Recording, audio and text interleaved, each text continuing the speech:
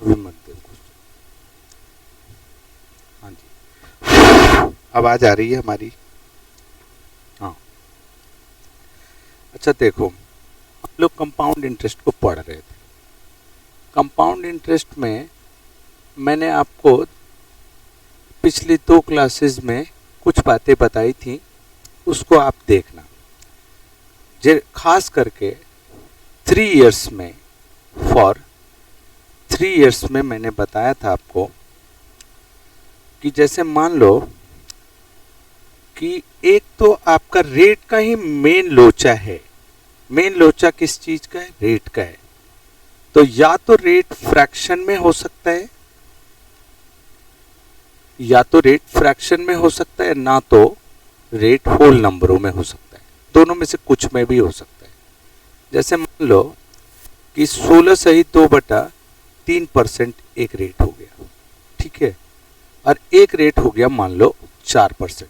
तो दोनों के करने के तरीके थोड़े से अलग हैं। इसके लिए मैंने आपको एक फॉर्मेट बताया था दूसरी क्लास में, है ना। एक बार मैं फिर से रिपीट कर देता हूँ कि सबसे पहला काम क्या करना है। फ्रैक्शन में अगर रेट आए तो पहले इसको आप फ्रैक्शन में बदलिए।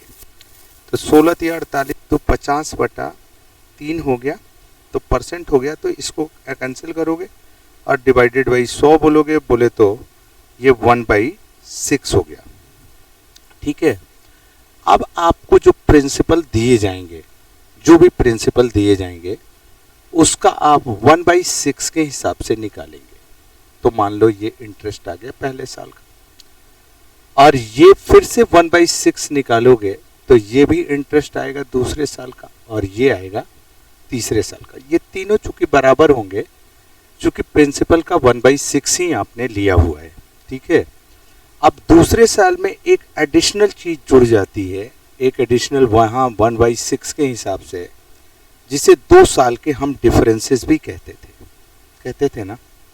अब देखो, जब तीसरे साल में जुड़ेंगे तो इसको भी जोड़ देंगे, इसको भी जोड़ देंगे, इसको भी जोड़ देंगे। ये दोनों एक जैसे, इसके जैसे प्रोड्यूस करेंगे, बोले तो ये डी, ये भी डी, और ये एक अलग प्रोड्यूस करता 1/d के हिसाब से। ये हो गया मान लो स्मॉल डी, है ना। मैंने आपको विस्तार से बताया था दूसरे क्लास में। तो देखो, ये वाली जो चीज होती है, ध्यान रखिए, ये वाली जो चीज होती है वो सिंपल इंटरेस्ट होती है। ये जो चीज दिख रही है इस कोले में, है ना, इस कोले में जो दिखाई दे रहा वो सिंपल इंटरेस्ट है। और ये जो दिखाई दे रहा है ये वाली चीज, ये साहब डिफरेंसेस है। अगर फ्रैक्शन मेथड की बात करी जाए तो, ठीक है, फ्रैक्शन मेथड की बात अगर की जाए तो हम इसको ऐसे बनाते हैं।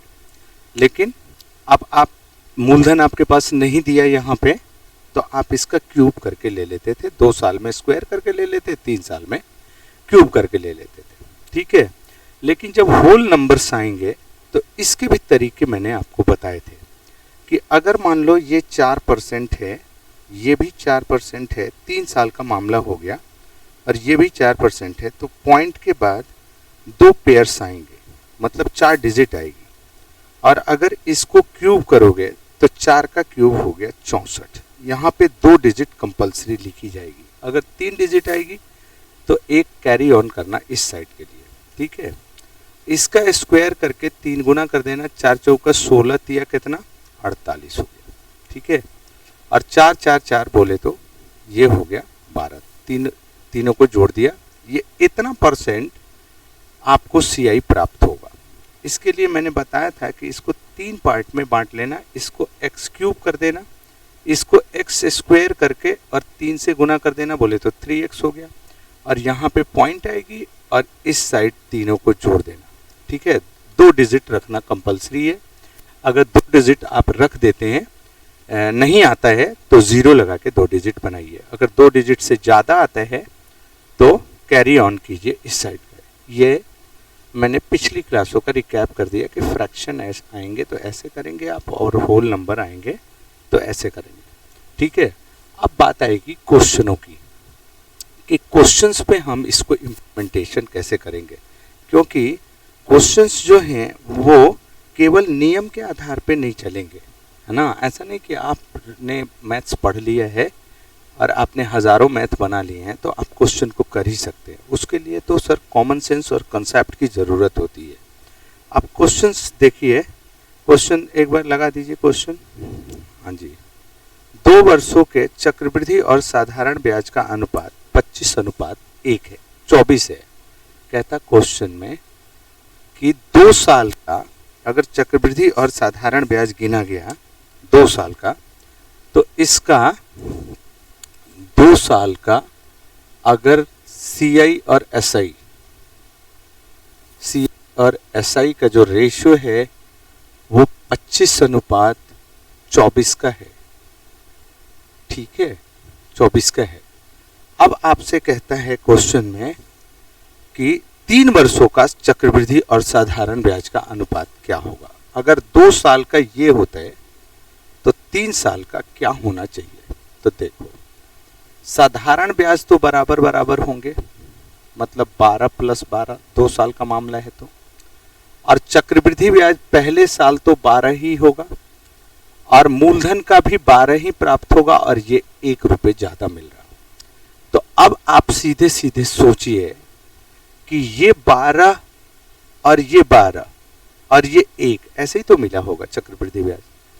तो ये पहले साल का ब्याज है, ये दूसरे साल का है और ये ब्याज का ब्याज है। मतलब रेट आपका 12 रुपये का 1 रुपये है, 12 रुपये का 1 रुपये है, इसका मतलब 1/12 है। ठीक है। अब जब 3 साल का आएगा, 3 साल का मामला, तो देखो अगर आप 1/12 कहते हैं इसका, तो 3 साल में आप इसको क्यूब करके मान लो, तो 12 का क्यूब कितना होता है, कितने लोगों को मालूम है, 1728 होता है ना। ऐसा हमने माना हुआ है कि मूलधन इतना है। अब इसका 1/12 निकालेंगे तो इसका 1/12 निकालोगे तो 144 आएगा, ये भी आएगा 144 और ये भी आएगा 144। समझ पा रहे हैं।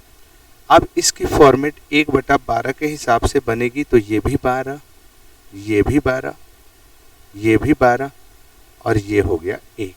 समझ पा रहे हैं। अब देखो कि साधारण ब्याज तो 144 गुना 3 आ गया, 144 गुना 3, क्योंकि यही साधारण ब्याज है। तो 4 × 12, 4 × 12 1 13 और 3 1 4। मतलब आप कहेंगे कि ये तो 432 रुपये आएंगे साधारण ब्याज 3 साल का। और चक्रवृद्धि ब्याज में ये वाली जो चीज़ आपको दिखाई दे रही है 12 × 36 1 37 रुपये, वो एक्स्ट्रा जुड़ जाएंगे और जुड़ के ये हो जाएंगे 469। समझ पा रहे हैं बात को। अब ऑप्शंस को देख लो कि ये ऑप्शंस में है कि नहीं। अगर ये नहीं है तो इसको 3 से काट दो, 3 एकम 3, 3 चौका 12, 3 चौका 12, अब फिर 3 एकम 3, 3 पंजे 15, ये नहीं कट रहा ना, नहीं कट रहा। इसका मतलब ये आंसर है, इसका मतलब है कि आंसर है। आप आंसर्स को देख लीजिए, ऑप्शंस में दिए होंगे। Question number 42, 469:432। तो CI पहले देना है ना, CI पहले देना है, तो ये 469 और ये 432 आपका आंसर आ गया।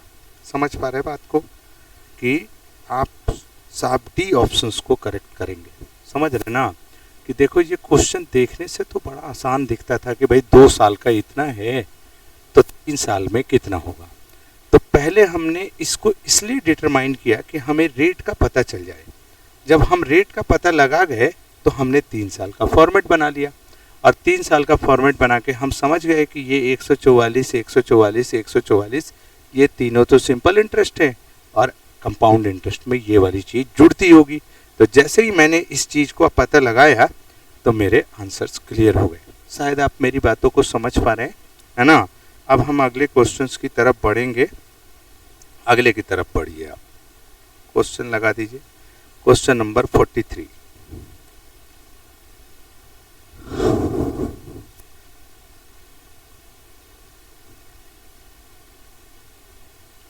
क्वेश्चन नंबर 43 को देखो।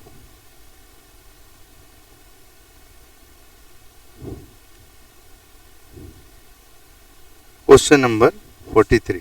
क्वेश्चन नंबर 43 में कहता है कि यदि x की एक धनराशि 15% वार्षिक ब्याज की दर पे 2 वर्षों में 12,777.60 हो जाती है, जबकि ब्याज 8 मासिक आधार पे चक्रवृद्धि किया जाता है, x का मान ज्ञात कीजिए। मतलब कंपाउंडेड 8 मंथली है। अगर आप ये बोलेंगे कि x को, ये x मूलधन है, इसको 2 वर्षों के लिए लगाया कितने रेट से? 15% रेट से, ठीक है, एनुअल 15% रेट से। तो ये 2 वर्षों में हो गया 12,777.60 हो गया, ठीक है, इतना हो गया। तो क्वेश्चन में पूछा है कि आपको ये बताना है कि एक्स की वैल्यूज क्या है, ठीक है। अब एक बात समझो सीधे सीधे कि साहब 15% रेट तो 1 साल, हाँ, तो 8-8 महीने में अगर आप इसको जोड़ रहे हैं तो 2 साल का मतलब क्या है? 24 महीने है।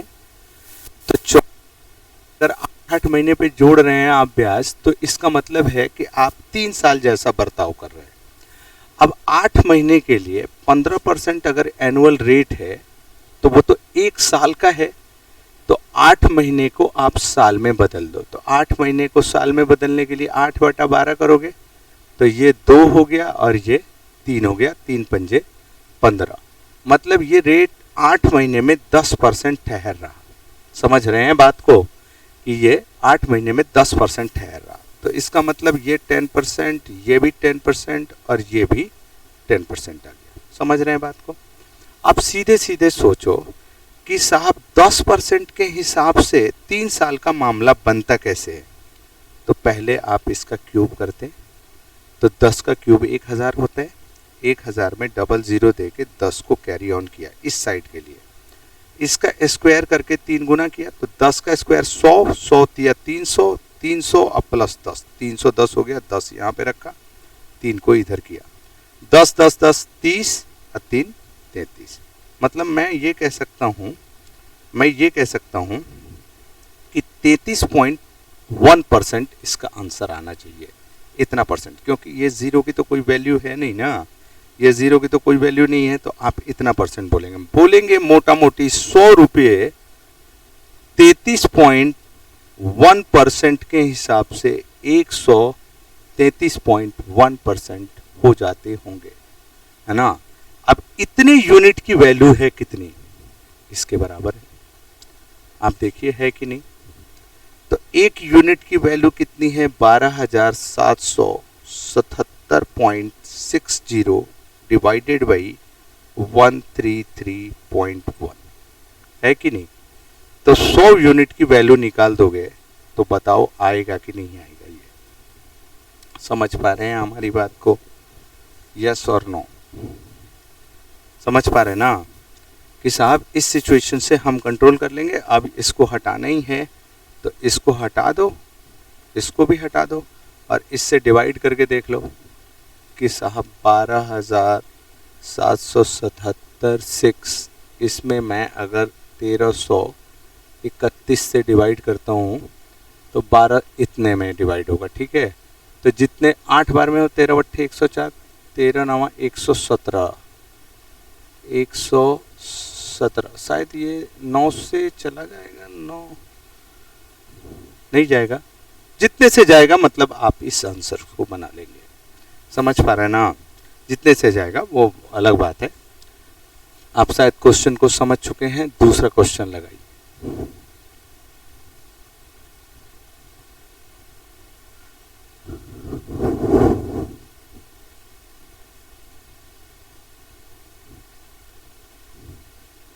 क्वेश्चन दूसरा लगा दीजिए। हाँ जी, क्वेश्चन नंबर 44। एक निश्चित धनराशि के लिए ब्याज की एक निश्चित वार्षिक दर, एक निश्चित, और भाई एक मिनट, निश्चित 3 वर्षों, वर्ष, दूसरे वर्ष और तीसरे वर्ष का क्रमशः 3300 और 3630 है तो 2.5 वर्षों में उसी दर से उसी धनराशि पर कितना चक्रवृद्धि ब्याज प्राप्त होंगे। 2.5 वर्षों में अगर बोला है ये, तो आप समझ पा रहे हैं। देखो पहले तो मैं ये कहता हूँ कि दूसरे साल का चक्रवृद्धि ब्याज आपको दिया है, दूसरे साल का आपको चक्रवृद्धि ब्याज दिया है कितना, 3300, और 3 साल का दिया है, 3 साल की सीआई दी है 3630। यार मार्कर तो कभी देते ही नहीं बढ़िया। मैं कहता हूँ मार्कर सही है, बिल्कुल सही है, मैं चलाता हूँ फर्स्ट टाइम से ही सही नहीं होती। 3 इयर्स में इतना होता है। तो आपसे बोला है कि 2.5 वर्षों में चक्रवृद्धि ब्याज क्या होगा। मैं बताता हूँ, जो ऑप्शंस दिए हैं ना वो चक्रवृद्धि ब्याज के नहीं दिए हैं, बल्कि ये चक्रवृद्धि मिश्रधन के दिए हैं भाई, है ना। ये चक्रवृद्धि मिश्रधन का दिया हुआ है, मतलब मूलधन को भी जोड़ो और चक्रवृद्धि मिश्र ब्याज को भी जोड़ो, दोनों को जोड़ के बताओ। अब आप अपने मन से सोचिए कि ये जो 2 साल का मामला है, इसमें ऐसे होता है आई और ये डी ऐसे होता है ना 2 साल में। तो मैं इस 3300 को सोच रहा हूँ कि इन दोनों पे कैसे लगाऊं। तो मैं ऐसे सोच सकता हूँ कि हो सकता है कि 3000 हो और हो सकता है कि 300 हो, अभी पक्का नहीं कह सकता। लेकिन तीसरे वर्ष में मैं जब जाता हूँ तो 2 डी आता है और एक स्मॉल डी आता है। तो मैं ऐसा सोच सकता हूँ कि भाई ये तो 3000 होंगे और ये 300 होगा और यहाँ भी 300 होगा, और चूंकि 3000 का 300 आ रहा है ना, 3000 का 300 आ रहा,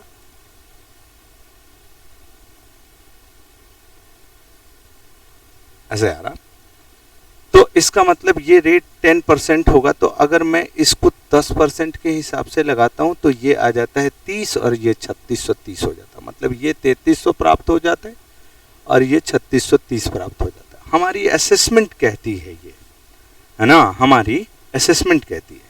तो अब 2.5 साल का मामला है, रेट तो फाइंड हो गया कि साहब 10% है। अब अगर मान लो 2.5 साल का मामला है तो 10% 2 साल, और आधे साल के लिए कितना करोगे, 5% करोगे। अब इन दोनों को जोड़ के देखो, 10 और 10 100 होते हैं, मतलब डबल 0 दे दो और 1 को कैरी ऑन करो, 10 10 20 और 1 कितना होता है, 21 होता है। तो ये इतना परसेंट हो गया, पॉइंट के बाद 0 की कोई वैल्यू नहीं है तो हटा दो, 21% लिख दो। अब इन दोनों को जब आप जोड़ेंगे तो यहाँ पॉइंट देंगे, 21 पंजे 105, ये 05 हो गया, 1 को कैरी किया, 21 5 26 है, एक कितना 27, मतलब 27% रेट रहा होगा, सॉरी 27.05% 2.5 साल का ब्याज रहेगा। अब देखिए कि अगर ये तीनों ब्याज हैं 3-3000 और रेट 10% है, इसका मतलब मूलधन यहाँ 33,000 होगा, तभी तो 10% 3000 आया होगा, कि मूलधन की राशि तो 30,000 रुपये रही होगी। अब 30,000 का 27.05% निकाल दो, 27.05% अगर हमने निकाल दी तो ये डबल 0 खत्म हो गया पॉइंट के लिए और ये डबल 0 खत्म हो गया इसके लिए, 8115 रुपये आ गए। क्या है ये, ब्याज है। अब देखो कि 30,000 आपने मूलधन निकाल लिया और 8115 रुपये आपने ब्याज निकाल लिया, मतलब 38,115 रुपये आपने कर लिया कि साहब ये इसका मतलब है कि चक्रवृद्धि मिश्रधन इतना होगा। समझ पा रहे हैं हमारी बात को। आप कहेंगे क्वेश्चन के लेवल काफ़ी बड़े हो गए, है ना, क्वेश्चन के लेवल काफ़ी बड़े हो गए, जिसे बनाने में हमें दिक्कत महसूस हो रही है। आप प्रैक्टिस कीजिए, आपको ये चीज़ें दिखाई देंगी कि ये देखते ही 10% कैसे है और चीज़ें कैसे कैसे बनेंगी। हम लोगों ने नए क्वेश्चन उठा दिए जो अभी तत्काल में पूछे जा रहे हैं, है ना, तत्काल में पूछे जा रहे हैं, उसको उठा दिया है कि देखो उसी कंसेप्ट पे ये क्वेश्चनों को थोड़ा सा बड़ा जरूर कर रहा, लेकिन उसी कंसेप्ट से हम इन क्वेश्चनों को बना सकते हैं। ठीक है, अब देखिए क्वेश्चन नंबर, आगे बढ़िए। कहता है एक निश्चित धनराशि किसी चक्रवृद्धि ब्याज के दर से 3 वर्षों में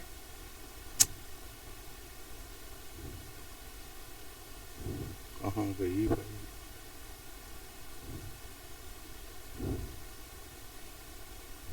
एक सेकंड भाई, हाँ, चक्रवृद्धि 3 वर्षों में 35,680 हो जाती है। 3 वर्षों में 35,680 हो जाती है 3 वर्षों में। और यही धनराशि 6 वर्षों के बाद, यही धनराशि 6 वर्षों के बाद बढ़ के क्या हो जाती है, 53,520 हो जाती है। ठीक है, तो पूछा है कि पहली अवधि में, पहले मामले में इस धनराशि पे समान ब्याज दर पे कितना चक्रवृद्धि ब्याज प्राप्त होंगे। अच्छा देखो, इधर का भी गैप कितना है, 3 साल का है, और इधर का भी गैप कितना है, 3 साल का है। तो इस हिसाब से आप मूलधन को निकाल सकते हैं कि नहीं, निकाल सकते हैं ना, कि इस हिसाब से अगर हम मूलधन को निकालना चाहते हैं तो हम ऐसा कर सकते हैं कि पहले इनके रेशियोज बना लें। 35,680 और 53,520, इसका मैं रेशियो बनाना चाहता हूँ। तो मैं इसको 4 से कैंसिल करता हूँ। 4 9 36, सॉरी 4 बट्ठे 32, 4 9 36 और 4 दूना 8। इसको भी 4 से करता हूँ। 4 एकम 4, 4 तिया 12, 4 तिया फिर 12, 4 बट्ठे 32। मतलब मैं इतना कह सकता हूँ मोटे तौर से कि 1300 इतना हो गया। 13, हाँ चलो, तो मैं ये कह सकता हूँ कि 892 रुपये अगर मूलधन है, चलो अब काटने की ज़रूरत नहीं, तो 1338 रुपये हमें 3 साल में प्राप्त हो रहे हैं। ठीक है, तो बताओ कि इस पे हमें ब्याज कितना मिल रहा। इसमें से इसको घटाओगे आप, 892 को घटाएंगे ना, तो ये 6 आएगा, 9 4 13, ये फिर 8 4 12, ये खत्म हो गया। मतलब 446 रुपये का ब्याज आपने कमाया हुआ है। 446 रुपये का ब्याज कमाया हुआ है। ये देखने से ऐसा प्रतीत होता है कि ये इसका आधा है। देखो 4 दूनी 8, 46 दूनी 92। मतलब आप ये कह सकते हैं कि 50% तो मेरी कमाई है, 50% तो मेरी कमाई है। तो अब बताओ, अगर ये दिख गया तो, नहीं दिखा कोई बात नहीं, दूसरे तरीके से बनाएंगे। 1338 यूनिट की वैल्यू है कितनी, 35,680, 35,680, तो 1 यूनिट की वैल्यू है इतनी, तो 446 यूनिट हमारा ब्याज है। 446 यूनिट की वैल्यू 3 से कट जाएगा, सीधा सीधा कटेगा ना। अब 3 को इससे काट दो, तो 3 एकम 3, फिर 3 एकम 3, 3 बट्ठे 24, 3 9 27, 27, 3 त्रिका 9, फिर 11,893 रुपये। आप अपने ऑप्शंस को देख लीजिए, है ना, अपने ऑप्शंस को देख लीजिए कि साहब आपके ऑप्शंस में कौन सी चीज़ दी है। 893 ही दिया है ना। उसके बाद पॉइंट दिया है, पॉइंट में आप निकाल रहे हैं तो पॉइंट में ऑप्शन नहीं है, इसलिए आपका पहला ही आंसर सही हो जाएगा। समझ पा रहे हैं हमारी बात को। चलो क्वेश्चन फिर दूसरा लगा दीजिए।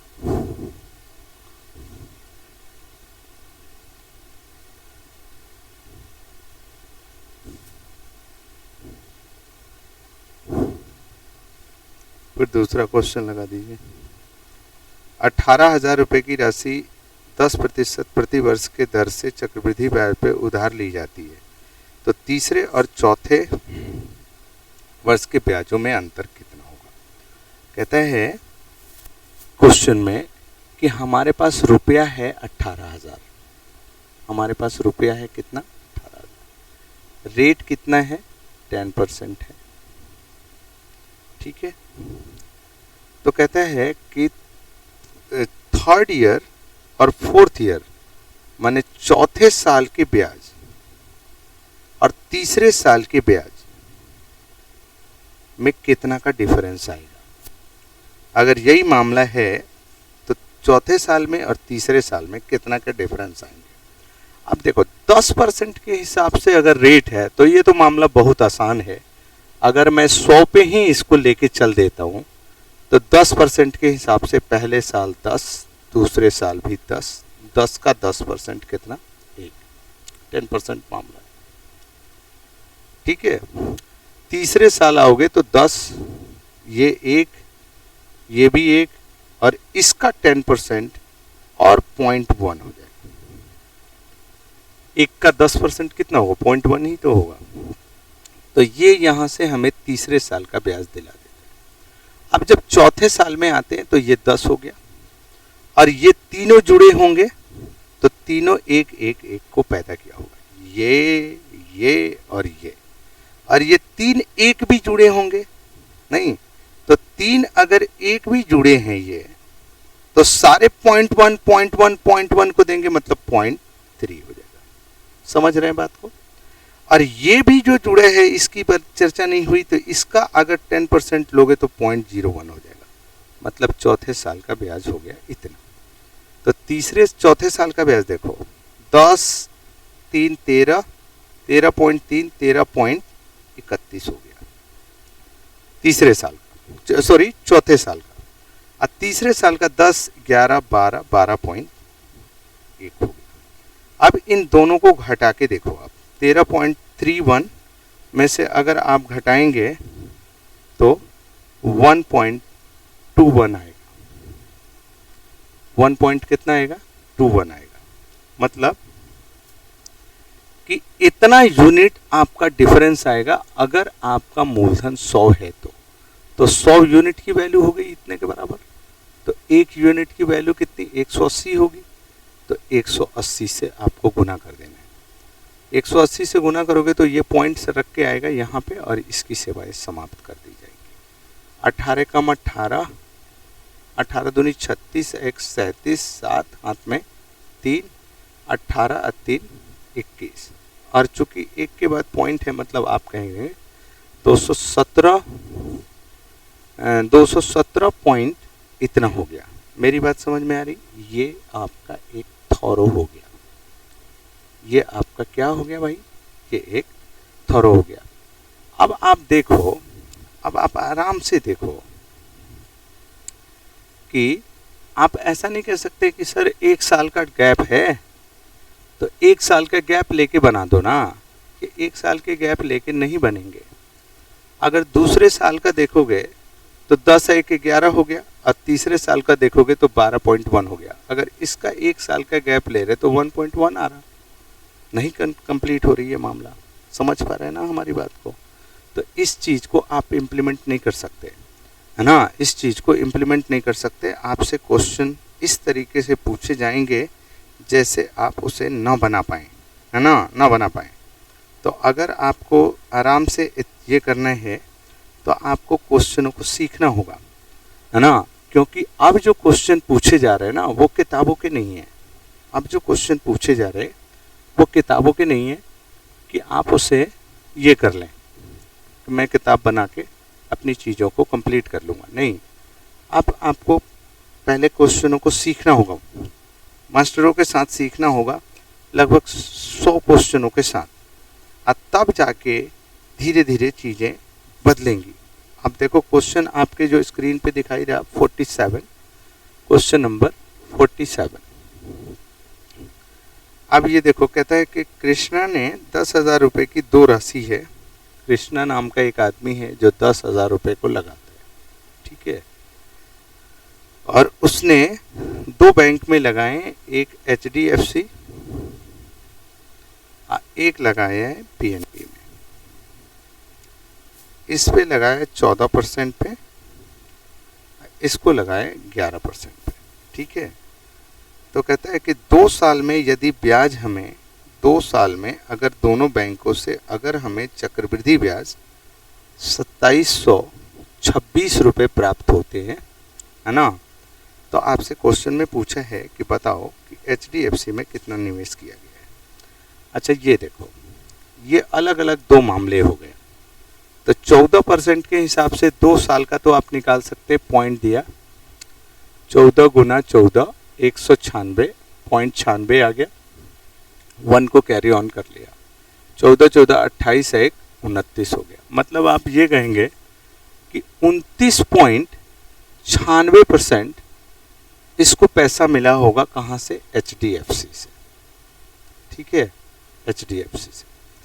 और ये 11 है तो 11 को गुना करोगे, 11 गुना 11 तो 121 आ गया, यहाँ पे 1 को कैरी किया, 11 11 22 है, कितना आ गया? 23। मतलब आप ये कहेंगे कि इसकी वैल्यू आएगी 23.21%। मतलब मैंने यहाँ पे कर लिया कि भाई PNB में जो पैसा लगा रहा ना वो उस पे आ रहा है इसको 23.21%, ठीक है। ओवरऑल 10,000 पे उसे ब्याज प्राप्त होता है इतना। तो 2726 जो है वो 10,000 का कितना परसेंट के बराबर है? शायद ये निकालना बहुत कठिन नहीं है क्योंकि ये जीरो खत्म हो गया, तो 27.26% हो गया। अब बताओ, एलिगेशन विल बी इम्प्लीमेंटेड, आएगा कि नहीं? परसेंट को हटाओ, रेशो बनाना है एलिगेशन से। तो अब आप यहाँ पे दो राशियां आ जाएंगी और इसकी वैल्यू हो जाएगी कितने के बराबर? 10,000 के बराबर। और 10,000 में आपको ए और बी में बांट देना है रेशियो बना के। आप क्वेश्चन को बना पाएंगे कि नहीं बना पाएंगे? यस और नो? हाँ जी। क्वेश्चन नंबर दूसरा लगा दीजिए।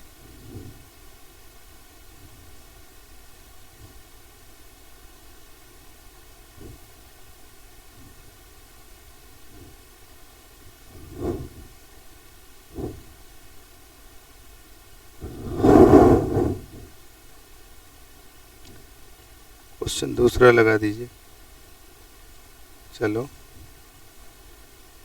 31,250 रुपये की धनराशि 12% प्रति वर्ष के लिए 2 वर्षों के लिए चक्रवृद्धि ब्याज क्या होगा यदि ब्याज 8 महीने पर संयोजित किया जाता है? देखो, क्वेश्चन नंबर 48 है। 31,250 रुपये की राशि है, इसे 12% पे हमें निकालना है कितने साल के लिए? 2 साल के लिए। जबकि 8-8 महीने में ही इसको जोड़ा जाता है। तो 2 साल बोले तो 24 महीना हो गया, तो 8-8 महीने में जोड़ेंगे, इसका मतलब है कि 3 साल का मामला हो गया। सही है। अब रेट 12% तो 1 साल का है ना, तो 8 महीने को आप साल में बदलेंगे कि भाई 8 महीने के लिए रेट कितना होगा। तो किसी चीज़ को साल में बदलने के लिए महीने को 12 से डिवाइड करोगे, ये 2 हो गया, ये 3 हो गया, 3 से इसको काट दिया, 3 चौका 12, मतलब ये 8-8% हो गया। तो 8-8% को 3 साल के लिए निकालना हमें, पॉइंट दिया।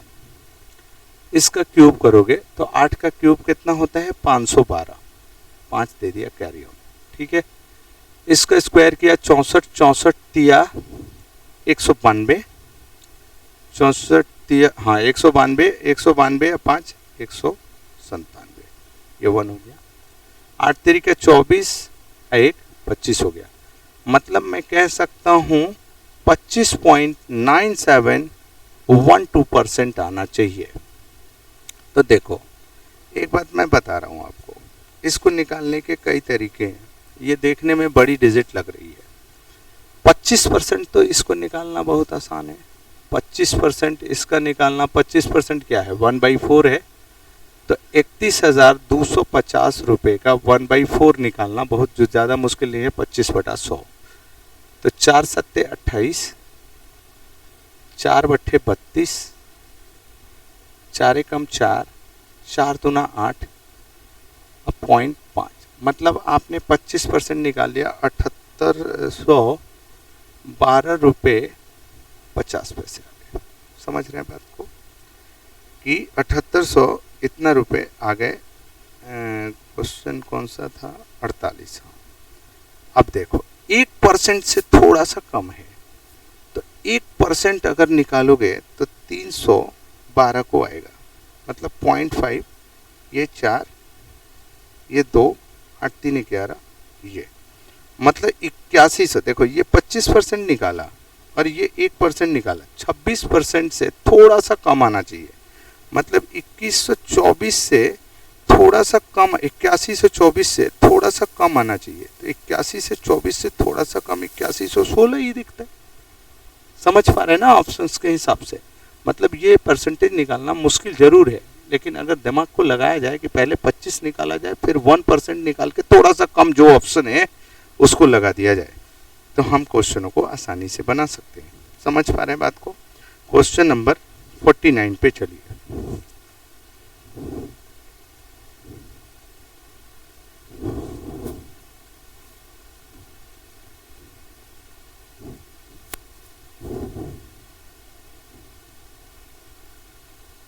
Question number 49। कोई मूलधन 15% प्रति वर्ष चक्रवृद्धि ब्याज की दर से 2/2/5 वर्षों में बढ़कर 4205.55 हो जाता है, तो मूलधन क्या है?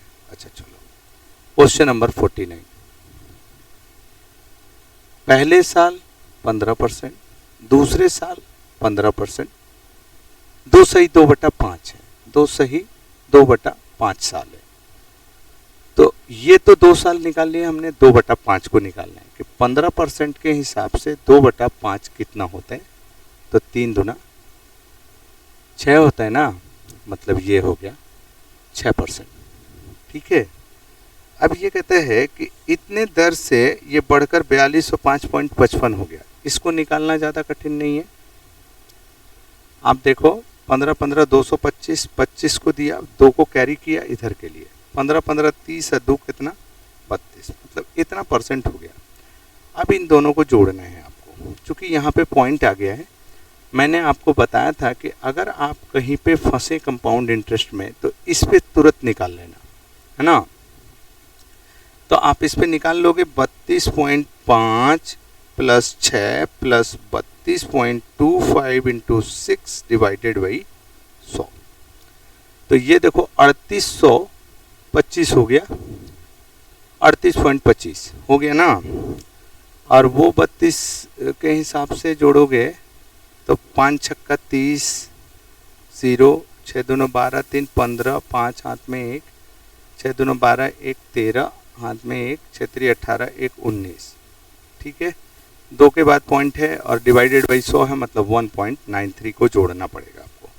तो 1.93 को यहाँ पे जोड़ दोगे तो ये 8 आ जाएगा, 9 2 11 पॉइंट, ये 9 1 10, 40.18% आपका टोटल आ रहा।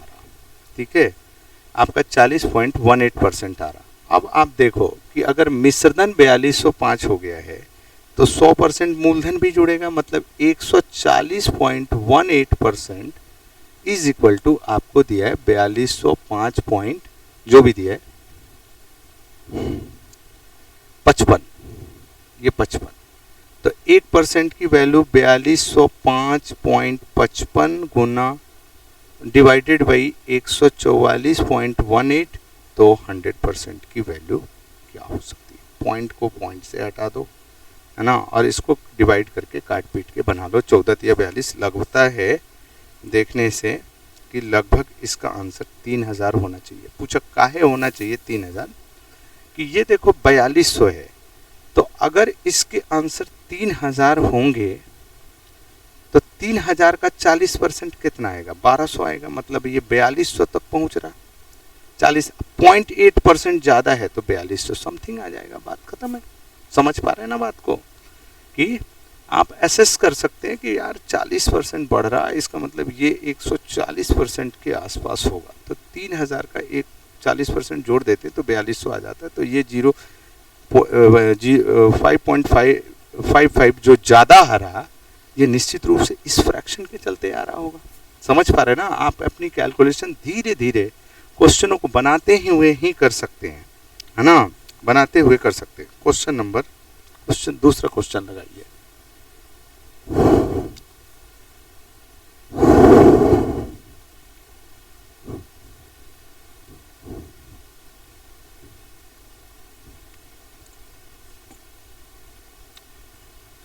क्वेश्चन नंबर 50 पे आइए।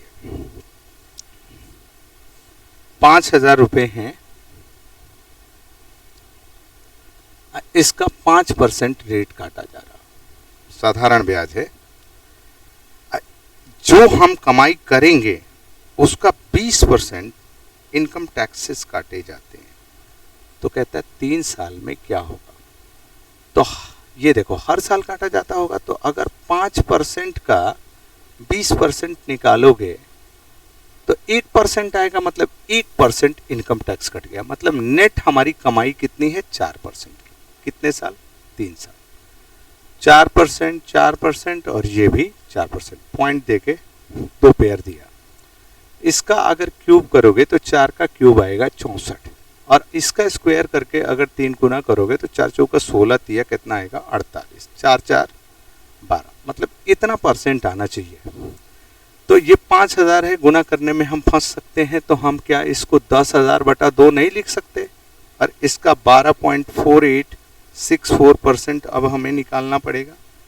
नहीं तो इन 4 जीरो के चलते इस 4 को हटा दो सीधा सीधा, कुछ करने की ज़रूरत नहीं, और इसको काट दो 6 2 4 3 2, और इसको 100 से डिवाइड करेंगे तो आपका 624.32 रुपये नेट कमाई हो जाएगी। आप शायद इस बात को समझ पा रहे हैं कि हम अपनी चीज़ों से धीरे धीरे 624, अच्छा जी ये ब्याज हो गया। तो कहते हैं तीसरे साल के अंत में राशि ज्ञात कीजिए। तो 5000 में आप 624.32 को जोड़ दीजिए, और जोड़ के कह दीजिए कि राशि 5624.32 रुपये की हो जाएगी।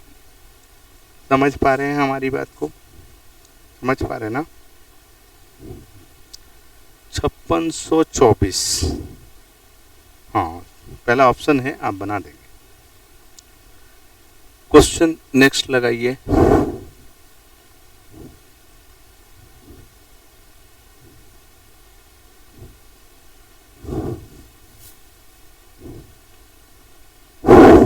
नेक्स्ट क्वेश्चन लगाइए। 5100 रुपये 4% वार्षिक दर से उधार लेते हैं और उस पर 2 बराबर बराबर किस्तों, अच्छा इंस्टॉलमेंट है भाई। नहीं, क्वेश्चन नंबर 51, 5000 रुपये का ऋण 20% चक्रवृद्धि ब्याज की दर से लेता है और प्रत्येक वर्ष के अंत में 2000 रुपये का भुगतान करता है, तो तीसरे वर्ष में कितना होगा। अच्छा देखो 5000 आपने मान लो कर्जा लिया, ठीक है, आपका रेट है कितना 20%, तो इसका 10% 500, तो 20% कितना 1000, मतलब राशि 1 साल के लास्ट में हो जाएगी 6000, लेकिन आपको 2000 रुपये लौटाने भी हैं हर साल। देखो क्वेश्चन में साफ साफ बता रहा कि 2000 लौट गया, तो 6000 में से 2000 लौटा दिया, तो अब आपकी पूंजी तो सिर्फ 4000 रह गई, और 4000 का 20% अगर आप निकालेंगे तो 4 दूना 800 हो जाएगा, मतलब ये राशि हो जाएगी 4800। फिर 2000 आपने घटा दिया, क्योंकि हर साल आपको देने का है, तो 4800 में से 2000 घटा के ये 2800 आ गया। 2800 का फिर से 20% निकाल लो, ठीक है, तो 280 10% 20% हो गया 560, सही है।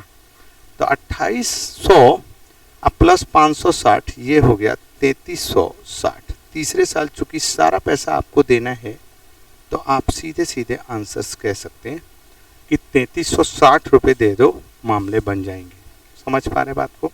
क्वेश्चन बिल्कुल सीधा है, कुछ भी इसमें ऐसा नहीं कहा जिससे हमें परेशानी हो रही है। साफ साफ कह रहा भाई 5000 वो ले रहा और 20% के रेट से ले रहा, और हर साल के लास्ट में 2000 लौटा रहा, तो आप एक 20% जोड़ दीजिए 2000 लौटा दीजिए, फिर जो बाकी पूंजी आती है उसका 20% जोड़ दीजिए 2000 लौटा दीजिए, फिर जो 20% आता है, क्योंकि तीसरे साल आपको फाइनल देना है, इसलिए आप आंसर्स को फाइनली कर सकते हैं। दूसरा क्वेश्चन लगाइए।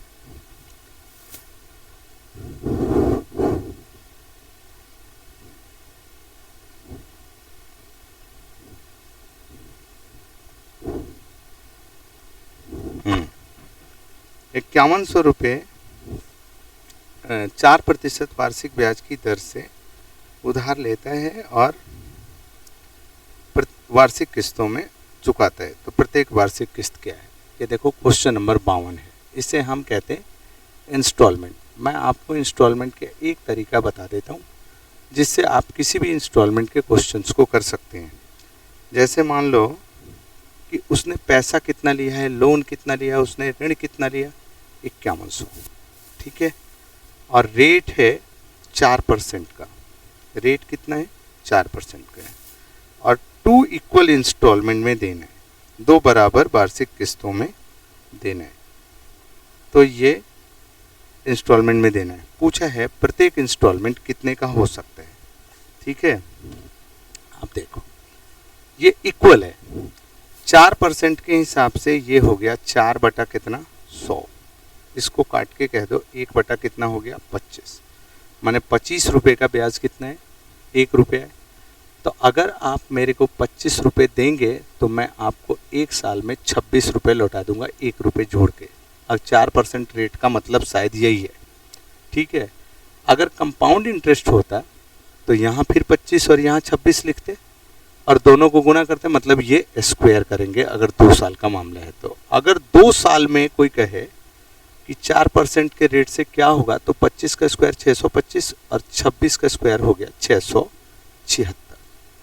मतलब मैं कह सकता हूँ कि ये 1 साल का है और ये 2 साल का है। ठीक है, इधर हमारा मूल है और इधर हमें ब्याज सहित देना है। ठीक है, तो हम जब इंस्टॉलमेंट देते हैं तो उसमें अपने पैसे भी देते हैं और ब्याज के भी पैसे देते हैं, लेकिन बराबर बराबर देते हैं। लेकिन जो हमने फॉर्मेट बनाया है वो अलग आ गया है। तो 676 यहाँ है ना, तो इसको भी 676 बना दीजिए। तो 676 बनाने के लिए आप इसको 26 से गुना करेंगे और इसको भी गुना करेंगे किससे, 26 से। मतलब 25 गुना 26 ये हो गया 650। कि 1 साल में 650 रुपये अगर लोगे तो आपको 676 रुपये लौटाने होंगे, और 2 साल में अगर 625 रुपये लोगे तो आपको 676 रुपये लौटाने पड़ेंगे। मतलब ये आ गया 625। तो अगर हम 650 का 1 साल का ब्याज जोड़ के 676 दे रहे हैं और 625 का 2 साल का ब्याज जोड़ के 676 दे रहे हैं, मतलब हमारा मूल 650 प्लस 625 बोले तो 1275 रुपये हो गए। मतलब अगर मैं इतना लोन लेता हूँ तो मुझे पहले साल 676 देना चाहिए और दूसरे साल भी 676 देना चाहिए। समझ पा रहे हैं हमारी बात। इंस्टॉलमेंट एक लाइन में है ना, कि अगर रेट ऐसे बढ़ रहा तो आपको 25-26 लिखना है, फिर इसको स्क्वायर करके लिखना है। फिर इसके बराबर करने के लिए इसको 26 से गुना करोगे, चूंकि ये इसका स्क्वायर है तो 26 से यहाँ करना है, तो 26 से यहाँ भी करना है। और 26 गुना 25 26 गुना 25 650 और ये 625 1275 हो गया। ये बात लोन है। अगर लोन इतना है तो इंस्टॉलमेंट हमारा 676 का आएगा। आपसे 2 ही बातें पूछी जा सकती है, या तो उधार की राशि दे देगा और उधार की राशि देके लोन की बात इंस्टॉलमेंट पूछेगा, या तो इंस्टॉलमेंट देके आपसे लोन पूछेगा। यही 2 चीजें पूछ सकता है। अब देखो 1275 यूनिट इससे रिलेट होगा, चूंकि लोन दिया हुआ है तो 1275 यूनिट की वैल्यू 5100 के बराबर है। तो 1 यूनिट की वैल्यू इतने के बराबर है। तो 676 यूनिट की वैल्यू कितने के बराबर होगी। आप क्वेश्चन को बड़ी आसानी से बना सकते, इसको काट सकते 4 से और कह सकते कि 676 गुना 4 बोले तो 2704 रुपये हो जाएगा। मतलब 2704 रुपये का अगर एक इंस्टॉलमेंट वो दे दे तो उसकी सेवाएं समाप्त की जा सकती हैं। शायद मेरी बात आप समझ पा रहे कि ये मामला ऐसे ही बनेगा। ठीक है, इंस्टॉलमेंट एक क्वेश्चन मैं और करा देता हूँ आपको इंस्टॉलमेंट से। ठीक है, आप 2 साल का होगा तो इस 2 बार करना स्क्वायर करके, और 3 साल का होगा तो क्यूब करके करना। 3 साल का होगा तो थोड़ा रेट बढ़ा देगा तो आपको क्यूब करने में सुविधा होगी। आप किताबों से बनाएंगे तो आपको पता चलेगा कि एक ही डर्रे पे इंस्टॉलमेंट के सारे क्वेश्चनों को खींचा जा सकता है ना। इंस्टॉलमेंट के सारे क्वेश्चनों को खींचा जा सकता है। अब आप क्वेश्चन देखिए, क्वेश्चन है एक आदमी 5% वार्षिक दर से कुछ पैसे उधार लेता है और उसे 820 रुपये की 2 वार्षिक किस्तें दे के चुकाता है। क्वेश्चन नंबर आपका 53 है। ठीक है, रेट दिया है आपको 5% और कहता है कि 8820 रुपये की 2 किस्तियाँ देता है। 8820 रुपये की 2 वार्षिक किस्तें देता है। वार्षिक किस्त। तो कहता है उधार की राशि बताओ, मतलब लोन बताओ कितना इसने लिया होगा। ठीक है, अगर आप इस क्वेश्चन को, ये देखो इंस्टॉलमेंट दे के आपसे उधार की राशि पूछी जा रही है, तो आप क्या करेंगे इसके लिए कि 5% का मतलब है 5/100, तो ये 1/ कितना हो गया 20 हो गया, मतलब 20 रुपये का ब्याज है 1 रुपया। तो आप इंस्टॉलमेंट में क्या करते थे, 20 रुपये का ब्याज 1 रुपया है, मतलब ये 21 कर दिया आपने 21। अब इसका स्क्वायर करोगे तो ये 400 आएगा और इसका स्क्वायर करोगे तो ये 441 आएगा। आपको क्या बोला था मैंने, इस साइड दोनों को बराबर कर देना, मतलब इसको 21 से गुना कर देना तो इसको भी 21 से गुना कर देना। ठीक है, 21 दूना 42 बोले तो 420 हो गया और ये हो गया 400, बोले तो 820 रुपये अगर लोन की पैसे हैं, है ना, तो आपका इंस्टॉलमेंट 441 का आएगा। तो अब की बार आपको इंस्टॉलमेंट दिया है तो 441 यूनिट की वैल्यू कितने के बराबर होगी, 8820 के बराबर होगी।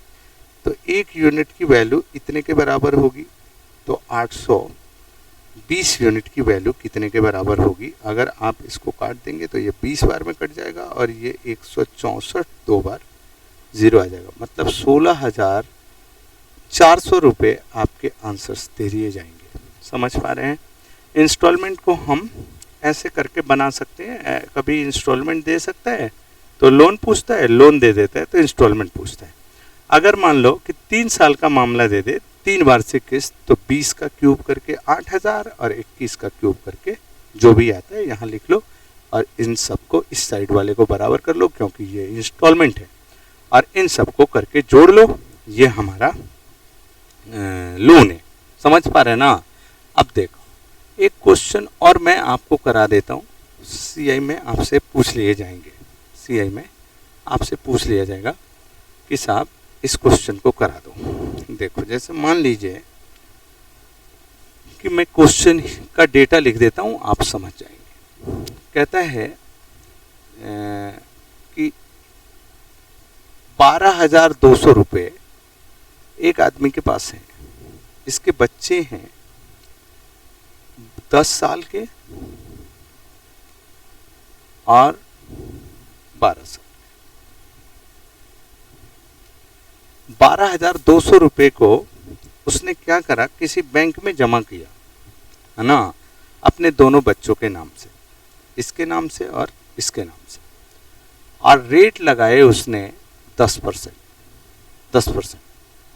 और कहा कि जब वे वयस्क हो जाएंगे, जब वे वयस्क बोले तो मैच्योर्ड हो जाएंगे, वोट देने के अधिकारी हो जाएंगे, वयस्क हो जाएंगे तो उन्हें बराबर धनराशि प्राप्त होगी।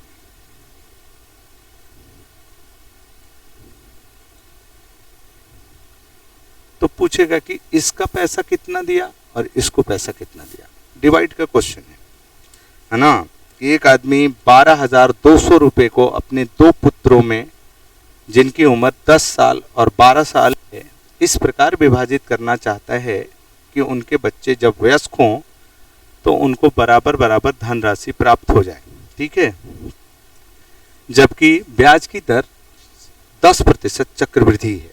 अब एक बात सीधे सीधे समझो, इसको वयस्क होने में कितना टाइम लगेगा। अभी तो ये 10 साल का है तो इसका मतलब ये 8 साल लगेंगे, और इसको वयस्क होने में कितना टाइम लगेगा बताओ। इसको वयस्क होने में 6 साल लगेंगे, मतलब इसका पैसा 8 साल तक रहेगा।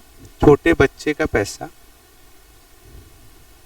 छोटे का, ये बड़े का, छोटे का पैसा 8 साल तक बैंक में रहेगा क्योंकि ये 10 साल का है, और ये 12 साल का है तो इसका 6 साल तक रहेगा। ठीक है, अब 10% रेट है तो 10% रेट है तो 10/100 मतलब 1/10, 10 रुपये का ब्याज कितना, 1 रुपया। समझ पा रहे हैं बात को। अब ये सोचो पहले कि इसका पैसा 8 साल तक रह रहा बैंक में और इसका पैसा 6 साल तक रह रहा बैंक में। ठीक है, तो शुरुआत में तो इसे पैसे कम मिले होंगे क्योंकि ये 2 साल का ब्याज अधिक खा रहा, फिर भी बराबर पे पहुंच रहा। मतलब शुरुआत स्टेज में तो पैसा इसे कम मिला होगा, और जनरली जो छोटा होता है उसको पैसा कम मिलता है और बड़े को ज़्यादा मिलता है। समझ पा रहे हैं बात को? या जिसके पैसे जितने ज़्यादा दिन तक बैंक में रहे और उसके बाद भी वो बराबर हो गया, इसका मतलब इसको पैसा कम मिलेगा। तो अगर 10 से ये 1 रुपये का ब्याज है तो छोटे वाले को 10 दे देना और इसको दे देना कितना, 11। और उम्र में गैप देख लेना कितना है। उम्र में गैप कितना है, 2 साल का है, तो 2 साल का है तो यहाँ पे स्क्वायर कर देना। 3 साल का है तो यहाँ पे क्यूब कर देना। समझ पा रहे हैं? 4 साल का है तो यहाँ पे पावर 4 कर देना। मतलब अगर छोटे को 100 मिलेंगे तो बड़े को 121 मिलेंगे। 10 का स्क्वायर 21 का स्क्वायर। अब ये देखो 100 प्लस 121 बोले तो 221 यूनिट की वैल्यू आपको क्वेश्चन में 12,200 के बराबर दी गई है। ठीक है, 22,100 कर लो भाई, इसको 22,100 कर लो। तो 22,100, 220 यूनिट की वैल्यू 22,100 के बराबर है। 1 यूनिट की वैल्यू कितनी होगी, 100 होगी। इसका मतलब छोटे वाले बच्चे को 10,000 और बड़े वाले बच्चे को 12,100। छोटे वाले को दिया, छोटे को दिया 10,000 रुपये शुरुआत दौर में, और बड़े को दिया 12,100 रुपये। ठीक है, मेरी बात समझ में आ गई आपको? देखो कंपाउंड इंटरेस्ट को मैंने थोड़ा जल्दी ख़त्म कर दिया 3 क्लासेस में, है ना, लेकिन मैंने मूल बातें बता दी हैं। अगर आप प्रैक्टिसेस करेंगे तो आप क्वेश्चनों तक पहुंच जाएंगे, और आपकी प्रैक्टिस काफ़ी अच्छी होनी चाहिए, ताकि आप देख रहे हैं ना आपकी कैलकुलेशन कितने क्वेश्चंस में आ रहे हैं, सारे कंसेप्ट्स हमारे खुले होने चाहिए। उसके बाद भी हमें प्रैक्टिसेस की ज़रूरत पड़ेगी। ठीक है, चलो अगले क्लास में फिर से मुलाकात होगी।